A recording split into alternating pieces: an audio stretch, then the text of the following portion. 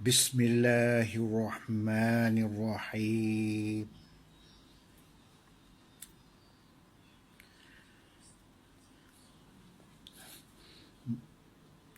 Malam ni saya nak kupaskan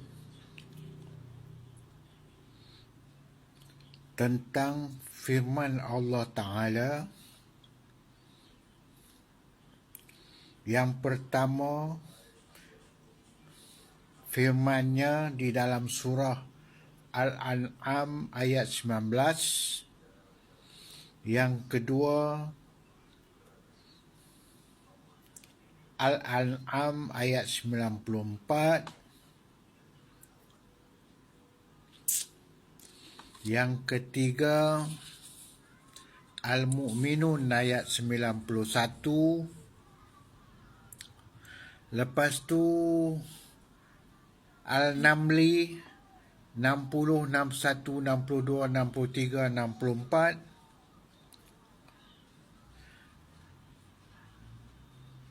Kemudian Suratul Al-Ikhlas ayat 4. Saya rangkum kesemua maksud ayat-ayat tu ke dalam satu penyampaian saya. Ayat-ayat tu semua menceritakan tentang Allah dan Tuhan. Kesemua ayat yang saya sebut tadi jelas Allah Ta'ala menceritakan tentang Allah dan Tuhan.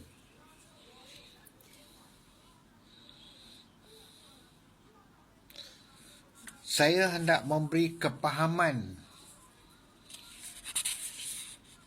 tentang Allah dan Tuhan ni kerana ia berkaitan dengan kalimah La ilaha illallah.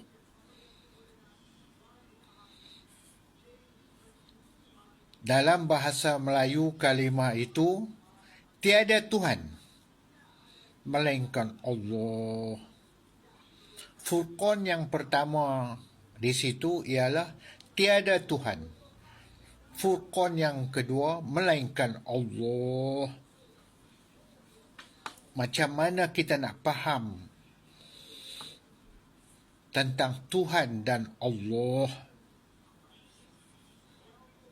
Sebab ianya berkaitan, ada dalil yang kukuh ada di dalam Al-Quran. Biarlah kita bercakap berdalilkan firman di dalam Al-Quran. Banyak lagi ayat-ayat yang berkaitan dengan Allah dan Tuhan. Memadailah saya kaitkan dengan beberapa ayat tadi itu.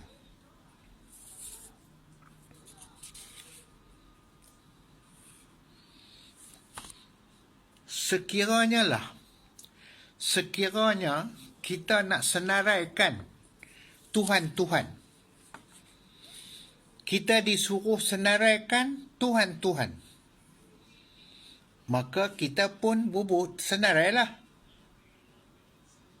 berhala yang dikatakan Tuhan ada di dalam Al-Quran.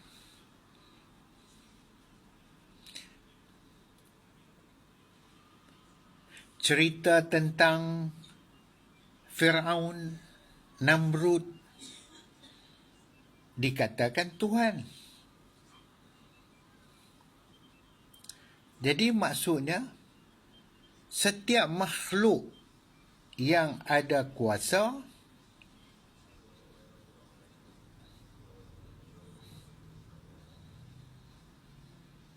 jika kuasa itu kita nak letak ke atas makhluk itu, kepercayaan kita kepada kuasa makhluk itu, maka makhluk jadi Tuhan. Makhluk yang ada kuasa tadi tu jadi Tuhan. Sesuatu yang dijadikan oleh Allah Ta'ala, yang kita percaya kepada kuasa yang ada padanya, pada makhluk itulah. Contohnya, kuasa yang ada pada jin, pada manusia, hantu, saka baka, bunian. Semua kuasa-kuasa yang ada kepada makhluk itu, jadilah Tuhan. Itulah Tuhan.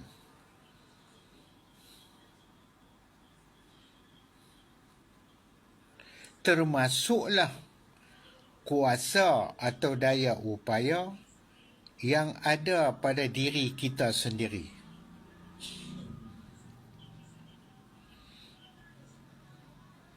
Setiap manusia, sejak Nabi Adam sampailah sekarang, sehinggalah akan datang walaupun berjuta tahun lagi,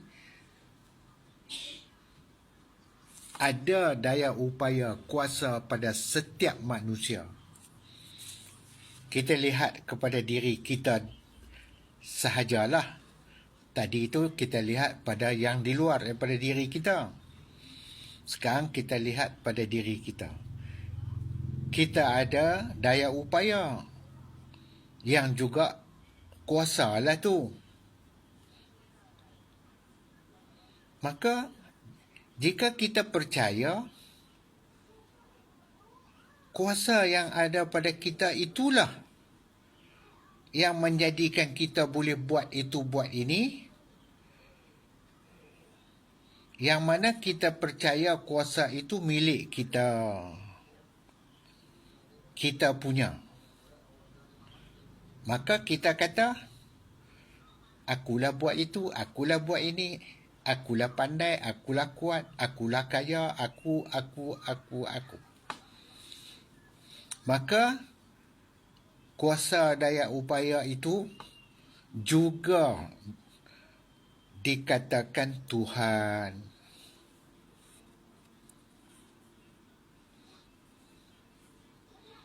Layakkah kita letak? Tadi tu saya terangkan senarai Tuhan. Yang tadi tu. Layakkah kita letak Allah di dalam senarai itu? Senarai tadi tu. Bersama-sama tadi tu, kita letak Allah juga, Tuhan. Layakkah begitu?